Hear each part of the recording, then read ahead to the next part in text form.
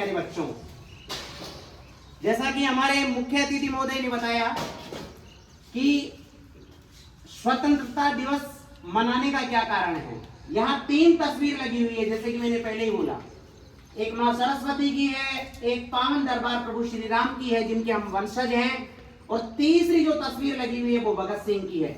आइए मैं इसमें से सिर्फ भगत सिंह पर प्रकाश डाल के आपको स्वतंत्रता दिवस मनाने का पूरा कारण बताता हूं।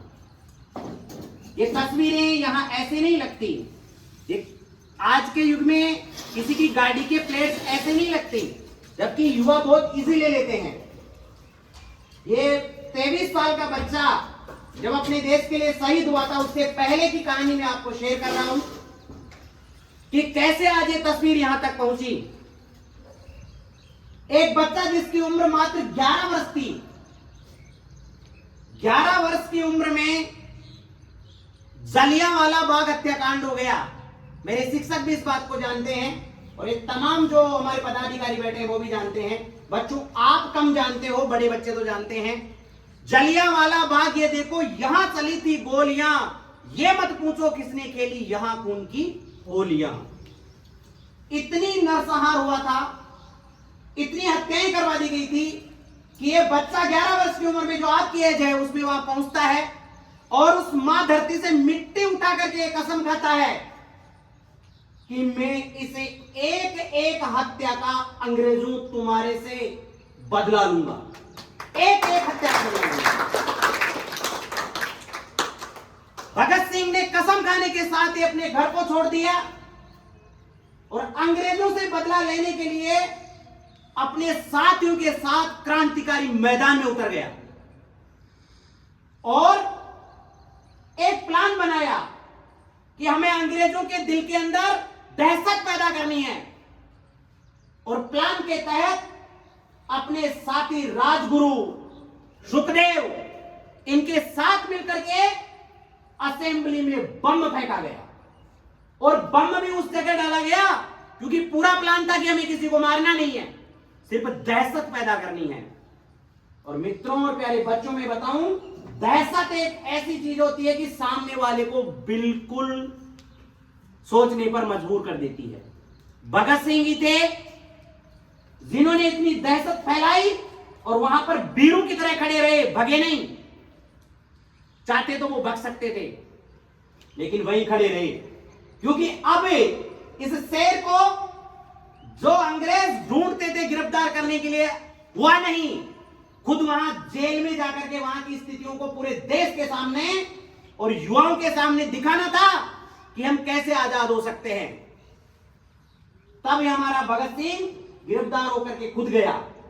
जेल के अंदर से भी इन्होंने अंग्रेजों के खिलाफ ऐसी ऐसी कार्रवाइयां की कि अंग्रेज सोचने को मजबूर हो गए कि यदि इस बच्चे को फांसी नहीं दी गई तो यह हिंदुस्तान में इतनी बड़ी क्रांति ला देगा कि हम सोच भी नहीं सकते। इसका एक छोटा सा उदाहरण दे रहा हूं मैं आपके सामने, क्योंकि तस्वीरें ऐसे नहीं लगाई जाती, मैं यही बताना चाहता हूं। इसका खुद का दोस्त है, क्योंकि ये हर बार कटघरे में खड़ा होकर के देश के सामने यह साबित करना चाहता था, जिस प्रकार से हमारे मुख्य अतिथि बता रहे थे कि मनाने का क्या कारण है, देश को यह संदेश देना चाहता था कि मैसेज क्या जाए कि हिंदुस्तान में कैसे क्रांति लाई जा सकती है। अपने खुद के दोस्त को यह बताया कि तुझे तो यह पता नहीं कि बम कैसे बनाए जाते हैं। अब इसका दोस्त भड़का और मुझे सब पता है क्योंकि वो अंग्रेजों की तरफ था, बोल रहा था। अब लाइव जो कॉन्फ्रेंस होती है उसको कोई रोक नहीं सकता। उस दोस्त ने बम बनाने की सारी विधि डिलीवर कर दी, वो लाइव चल रही थी। अर्थात अंग्रेजों के खिलाफ अनजाने में वो क्रांति पूरी हिंदुस्तान में भगत सिंह ने फैला दी। जोरदार ताली बजाओ। ये ऐसा शख्स था और इसके साथ 2 और ऐसे शख्स थे, सुखदेव और राजगुरु, जो अंदर शेर की तरह रहते थे और वहां की दीवारें भी कांपती थी, अंग्रेज भी कांपते थे। जो फांसी की इनकी जो सजा की तारीख थी 24 मार्च 1931, अंग्रेज इतने डर गए थे कि 24 मार्च को फांसी नहीं दे करके 23 मार्च की शाम को ही तैयार हो गए कि हमें फांसी देना है, नहीं तो ये हिंदुस्तानी क्रांतिकारी पता नहीं जब हम इनको सामने लाएंगे तो हिंदुस्तान में क्या हो जाएगा। लेकिन हमारे प्यारे सपूत तो चाहते ही यही थे कि हिंदुस्तान के सामने ऐसा कोई मैसेज जाए,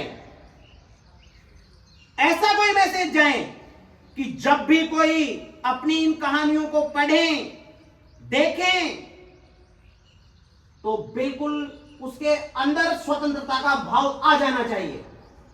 जब फांसी से पहले इनकी मां इनसे मिलने गई तो कोई तो रोता है क्योंकि पता है कि फांसी लगने वाली है, और ये अपनी मां से कहते हैं, मां मेरा शरीर लेने मत आना, मेरी बॉडी लेने मत आना एक तो, क्योंकि आज आपका एक बेटा अगर हिंदुस्तान के लिए शहीद हो रहा है तो पूरे हिंदुस्तान में मैं कहीं मां के बेटाओं को जिंदा करके जा रहा हूं, न कि मर रहा हूं।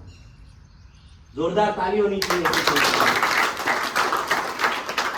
रामप्रसाद बिस्मिल का वो शेर मुझे याद आता है कि जब इनको फांसी दी जा रही थी उससे पहले वहां लाहौर के अंदर कि सर वो जो जिल्लाद है वो भी कांप जाता है, और ये बोल रहे थे कि सरपरोसी की तमन्ना अब हमारे दिल में है, देखना है जोर कितना बाजुए कातिल में है, देखना है जोर कितना बाजुए कातिल में। ऐसा एक बच्चा 22-23 साल का, वो इस हिंदुस्तान को क्या दे गया, सोचने का विषय है।